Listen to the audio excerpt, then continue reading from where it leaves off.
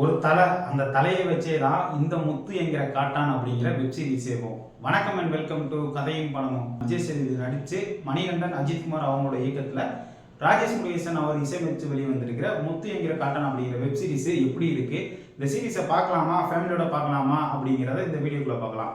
சீரிஸோட கதை என்ன அப்படின்னு சொல்லி பார்த்தோம் அப்படின்னா, ஒரு கிராமம், அந்த கிராமத்தில் ஒரு போலீஸ் ஸ்டேஷன் இருக்கு. அந்த ஸ்டேஷன்ல எந்த ஒரு கேஸுமே பதிவாகலை.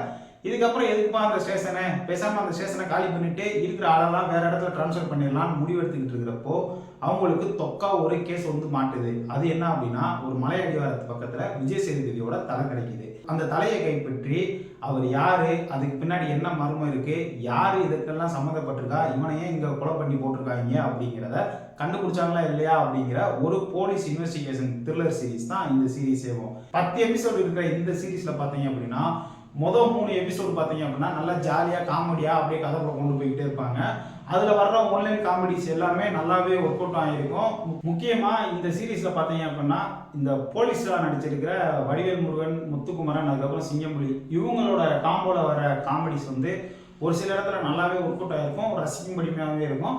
கூட இங்கே வடிவேல் வந்து பார்வதி கிட்ட அவங்களோட டயலாக் வந்து அந்யூன்யமாக தான் பேசிக்கிடுவாங்க, அதுவுமே ரசிக்கும்படியாக தான் இருந்துச்சு.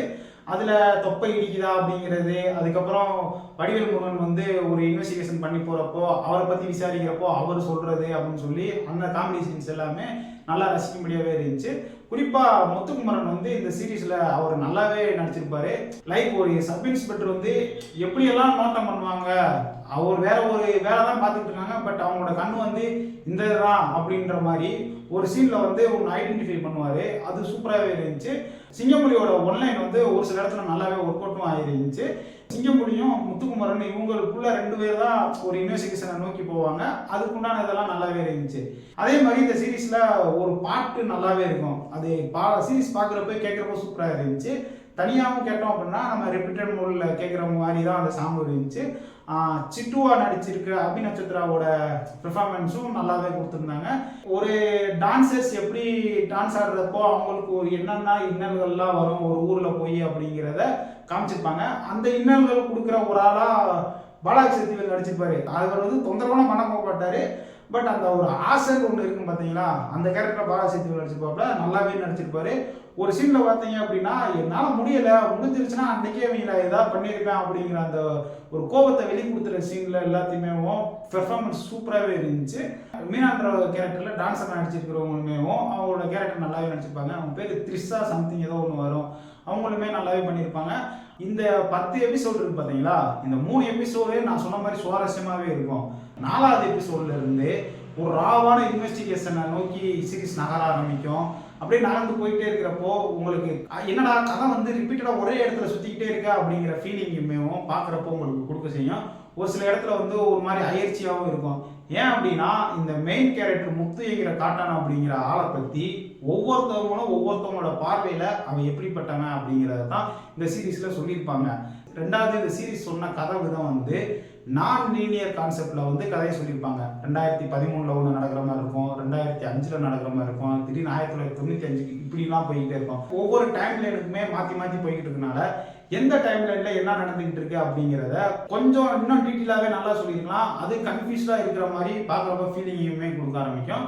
அடுத்து பார்த்தீங்க அப்படின்னா, இந்த மெயின் கேரக்டர் வந்து நான் சொன்ன மாதிரி ஒவ்வொருத்தவங்களோட பார்வையிலேருந்து சொன்னதுக்கப்புறம் இவன் இப்படிப்பட்ட ஆளு அப்படிங்கிறத நம்மளா புரிஞ்சுக்கிற மட்டும்தான் முடியுமே தவிர்த்து, விஜய் சேதுபதி முத்துங்கிற கேரக்டர் இவர் என்ன நடந்துச்சு, இவர் உண்மையிலே யாரு அப்படிங்கிறத காமிச்சிக்க மாட்டாங்க. இந்த முத்துன்றவன் ஒரிஜினாலிட்டியா அவன் யாரு அப்படிங்கிறத சொல்லியிருக்க மாட்டாங்க. அது வந்து கொஞ்சம் மைனஸ் மாதிரி தெரிஞ்சு, ஒரு பக்கத்தை மட்டும் தான் காமிச்சிங்க, மறுபக்கத்தை நீங்க காமிக்கவே இல்லை அப்படிங்கிற மாதிரி தான் ஆன் அண்ட் ஆஃபாக தான் ஸ்க்ரீன் பிளேயுமே இருக்கும். கடைசி ஒரு 3 எபிசோடு வந்து ஓரளவு சுவாரஸ்யமாக கொண்டு போக ட்ரை பண்ணியிருப்பாங்க. கிளைமேக்ஸ் பார்த்தீங்க அப்படின்னா ஒரு மாதிரி சப்புன்னு முடிச்ச மாதிரி இருக்கும். வில்லனோட கேரக்டர் வந்து அவ்வளோ பவர்ஃபுல்லாகவே இந்த சீரீஸில் இருக்கவே இருக்காது. ஏனோ தானண்டு அவன் வர்றான், சண்டை போடுறான், அதுக்கடுத்து ஒருத்தன் மிரட்டுறான் அப்படின்ற மாதிரி இருக்கும். 2வது இந்த சீரீஸ்குள்ளேயே வந்து ஹிந்திலையும் வரும், அதே மாதிரி மலையாளத்துலேயும் வரும். சப்டைட்டில் இல்லாமல் நீங்கள் ஹாட்ஸ்டாரில் பார்த்தீங்க அப்படின்னா உங்களுக்கு அது புரிகிறது கஷ்டம். அந்த இடத்துல வந்து இந்த நடக்கிற விதம் இது புரிதலுக்காக தமிழில் மொழிபெயர்க்கப்பட்டது அப்படிங்கிற மாதிரி போட்டிருந்தாங்க அப்படின்னா பிரச்சனை இல்லாமல் இருக்கும். திடீர்னு தமிழில் பார்த்துட்டே இருக்கிறப்போ 2 பேர் மட்டும் திடீர்னு ஹிந்தியில் பேசுவாங்க, 2 பேர் மட்டும் மலையாளத்தில் பேசுவாங்க, இப்படிமா இருக்கும். இந்த சீரிஸ் நம்ம பார்த்துட்டே இருக்கிறப்போ ஒரு மர்டர் நடந்துருச்சு, ஒரு கிரைம் சீன்லாம் நடக்குது. இதுக்கு என்ன ஒரு ஃபாரன்சிக்கு யாருமே வரல, சப் இன்ஸ்பெக்டர் மட்டுமே எல்லாமே பண்ணிக்கிட்டு இருக்க பாப்புல அப்படிங்கிற ஒரு கேள்வியும் எழாமல் இருக்காது. அதுவும் கண்டிப்பாக எழதான் செஞ்சு இந்த சீரிஸ் பார்த்துக்கிட்டே இருக்கிறப்போ படமாக எடுக்க ட்ரை பண்ணியிருக்காங்க. அது ஏதோ டைம் லைன் அதிகமாக போகிறனால ஏன் அதை நம்ம சீரியஸாகவே மாற்றிடக்கூடாதோ அப்படின்னு முடிவு பண்ணி சீரியஸாக மாற்றிட்டாங்களா என்னன்னு தெரியல. பார்க்குறப்போ இந்த படமாக பார்க்குறப்போ ஓகே, ஒரு 2 மணி நேரம் படத்துக்கு சுருக்குனா அப்படின்னா இது எல்லாமே நல்லா வந்திருக்கும். பட்டு சீரியஸாக பார்க்குறப்போ டீட்டெயில்ஸாக இன்வெஸ்டிகேஷன் பண்ணுற விதத்தில் நிறைய டீட்டெயில்ஸ் அங்கங்கே கொண்டு போயிருக்காங்க. அதுலேயுமே வந்து இந்த மெயின் கேரக்டரை பற்றி நம்மளுக்கு இவன் இப்படி தான் இருப்பேன் அப்படின்றத தான் கன்வே பண்ணியிருப்பாங்க தவிர்த்து தனியாக இந்த மெயின் கேரக்டர் இப்படிப்பட்ட ஆள், இவனுக்கும் சிவேந்திரா அப்படின்றவங்களுக்கு எப்படி உள்ள கனெக்ட் ஆச்சு, அவங்களுக்குள்ள கனெக்ஷன் எவ்வளோ இன்டெப்த்தாக அப்படி போச்சு அப்படின்றத வந்து எங்கேயுமே காமிச்சிருக்க மாட்டாங்க. எல்லாமே மேலோட்டமாக ஒரு சீனு இவங்க 2 பேரும் இதுதான்ப்பா, இதுக்கப்புறம் இவன் கூட சேர்ந்துக்கிட்டான் அப்படின்ற மாதிரி தான் இருக்கும்.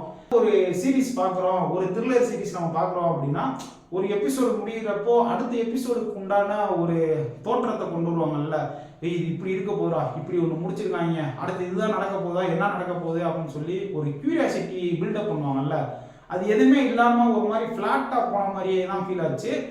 3 எபிசோடு வரைக்குமே ஒரு கியூரியாசிட்டி இருக்கு. பட் அந்த 4வது எபிசோடு 5வது எபிசோடுலாம் போக போக அப்படியேவும் அதுக்கடுத்து என்ன நடக்க போகுது, ஏது நடக்க போகுது அப்படிங்கிற அந்த சுவாரஸ்யமே இல்லாத மாதிரி கொண்டு போன மாதிரி ஃபீல் ஆச்சு. ரன் டைம்னு பார்த்தீங்க அப்படின்னா மொத்தம் 5 மணி நேரம், ஒரு 2 எபிசோட் 44 நிமிஷம், மிச்சம் எல்லாம் பார்த்தீங்க அப்படின்னா 25லேருந்து 30 நிமிஷம் தான் இருக்கும். ஃபேமிலியோட இந்த சீரிஸை பார்க்கலாமா அப்படின்னு கேட்டா அப்படின்னா ஃபேமிலியோட அந்த சீரிஸை பார்க்க முடியாது, குழந்தைங்களோடையும் பார்க்க முடியாது. இது ஏரேட்டருக்கு உண்டான சீரிஸ்.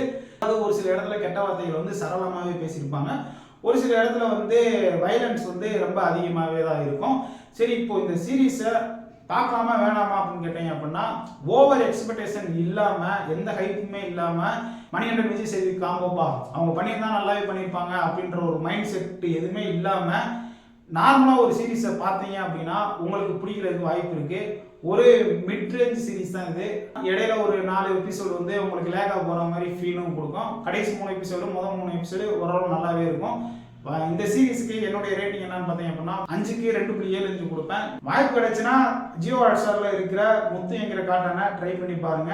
நீங்கள் இந்த சீரீஸை பார்த்துட்டீங்க இல்லை இனிமேல் தான் பார்க்க போகிறீங்க அப்படின்னா பார்த்துட்டு உங்களுடைய கருத்துக்களை கமெண்ட் பாக்ஸில் சொல்லுங்கள்.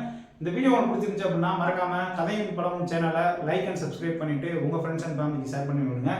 இந்த வீடியோ உங்களுக்கு பிடிக்கின்ற நம்பிக்கையோட அடுத்த ஒரு நல்ல வீடியோவில் உங்களை சந்திக்கிறேன். நன்றி, வணக்கம்.